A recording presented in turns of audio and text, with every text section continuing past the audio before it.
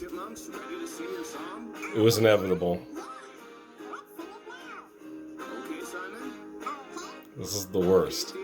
The movie I'm going to review was not quite the worst, but it wasn't the best either. Wow. I didn't know there was this much work up. There it goes. Oh boy. All right, so here we are.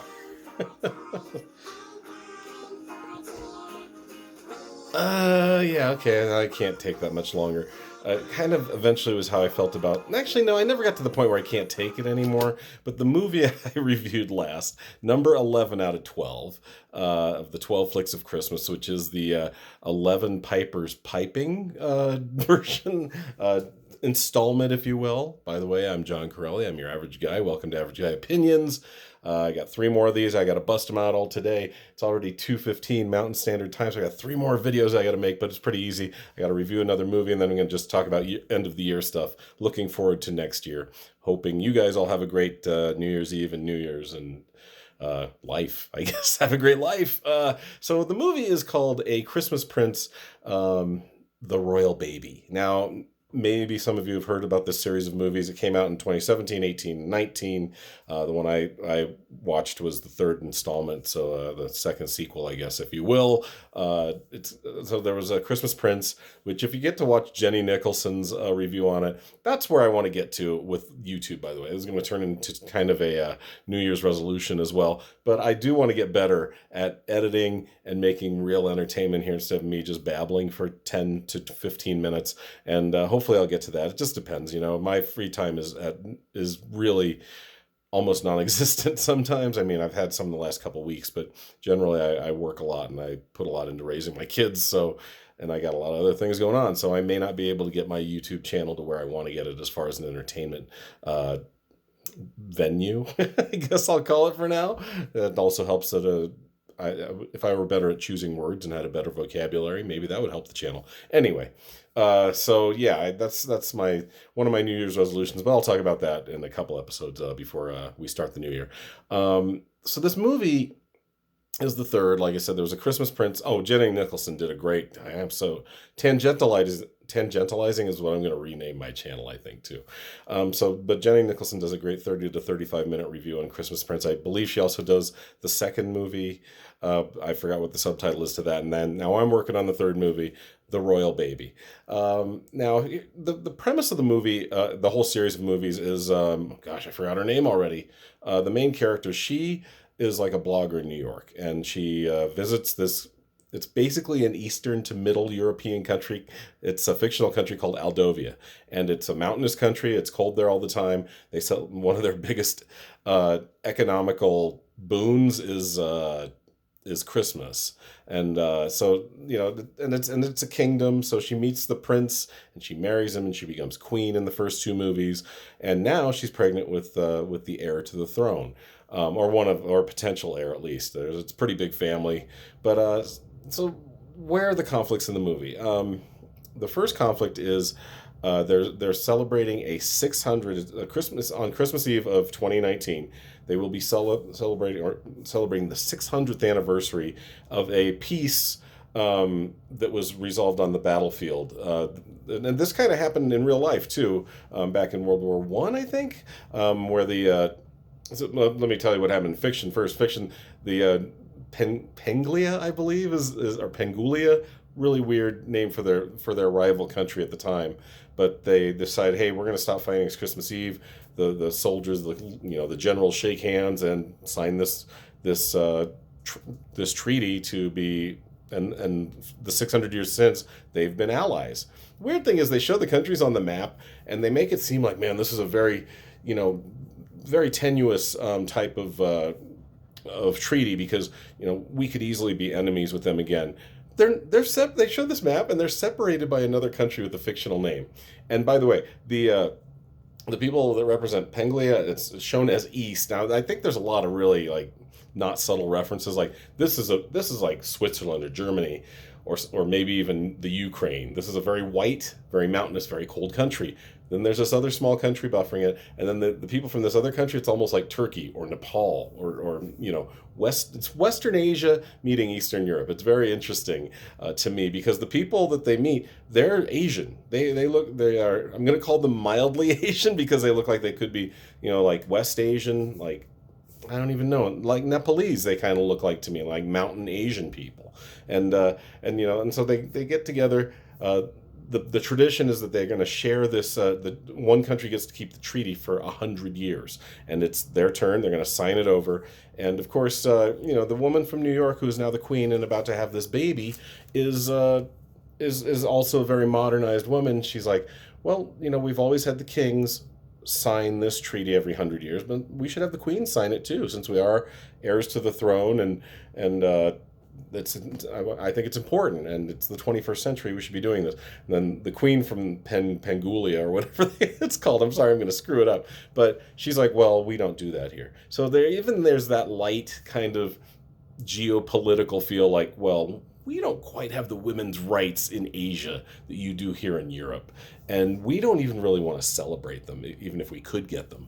And so there's all of that. Okay, so there's a lot of geopolitical goings on back and forth. The scroll that this treaty is on gets stolen.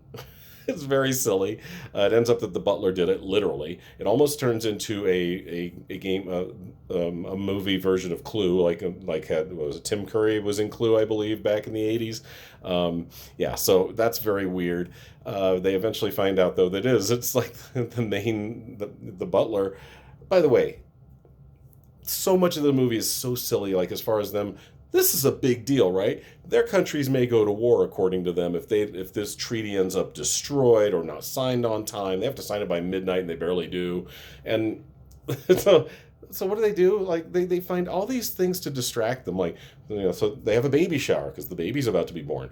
We got to have this baby shower. We can worry about that scroll that we got to sign in about 18 hours. We can do that later. That's no big deal. What else do they do? They go on a sleigh ride. I got to get away from this stress. Yeah, I understand that, but there's some really important issues that we have to clear up. Plus, you're about to have a baby. Yes, you should relax, but should we be having parties and other things before we get this whole treaty thing cleared up? Probably not. Let's find this treaty. If you don't, you're convinced it couldn't leave the castle, well, let's search the hell out of this castle.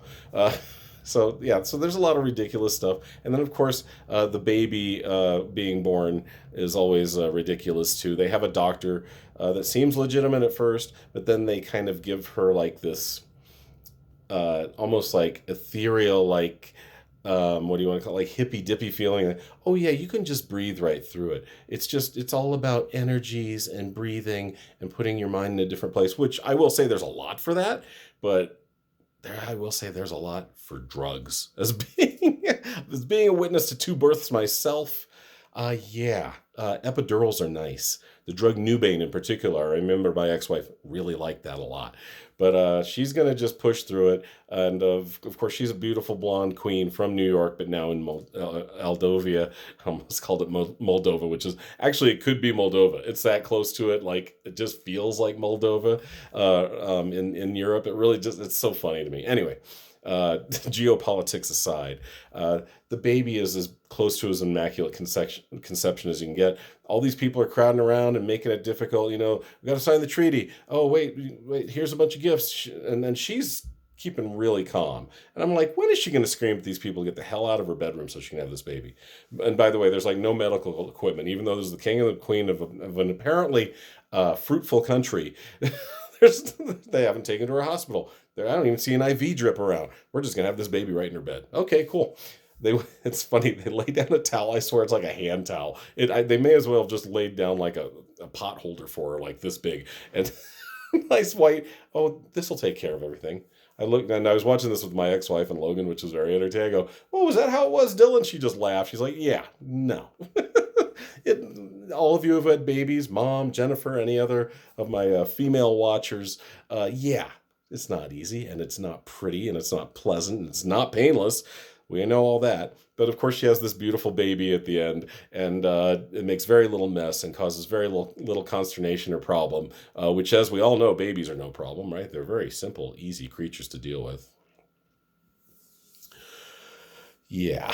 So I don't have too much else to say. The production value is great. The actors are fine. No real famous actors in it. Although notably, I should know her name, but I don't. The woman who plays the main character, I don't know why I forgot her name, but she is also the main character in the American version of Ghosts, which I have bitched about in the past because Ghosts, the English version is really good. I think the American version is pretty good too, from what I've heard. It's gotten good reviews, but the English version only been out 2 years and you're already making an American version. Give it some time. Let it simmer. The Indians will tell you, the East Indians from India, from, Islamabad will tell you. Actually, that's in Pakistan. Never mind. Will tell you, let it simmer. Let the spices soak in and get the flavor. Give it some time. Anyway, that's a lot about a movie. I think it's a very watchable movie, honestly. It's like I said, you know how I feel if you've watched any of these or all of them, that I really do like there to be real snow on the ground, even though it didn't seem like a very heavy snow year wherever they shot this, but it was in the mountains. There was generally snow around. Sometimes it was actually snowing in the scenes, but a lot of times it looked pretty dry.